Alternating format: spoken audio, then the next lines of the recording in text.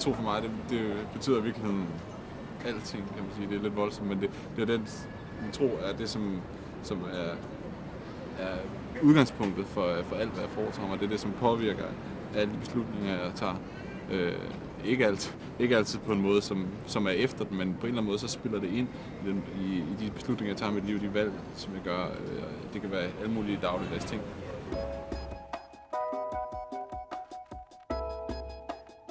Stole på noget ud over mig selv.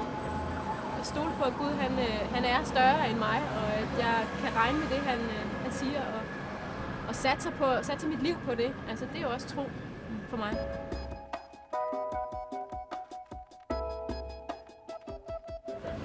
Min tro har redefineret sig mange gange i større eller mindre omfang, efterhånden som jeg lærer mere om livet, efterhånden som jeg lærer mere om mig selv, og efterhånden som jeg lærer mere om Gud. Men det er enormt vigtigt for mig, at jeg har et grundfundament i min tro, som er det, som giver mit liv mening, og som driver mig til at gøre ting, som definerer mine værdier og som definerer mine holdninger.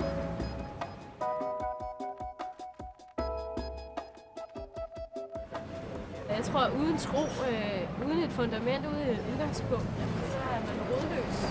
Så er man offer for alle mulige modevinde, kan man sige, eller hvad der er moderne at tænke i øjeblikket. Og, hvis ikke man har et eller andet fundament, en grundlagt fundament i sit liv, man er mere rodløs.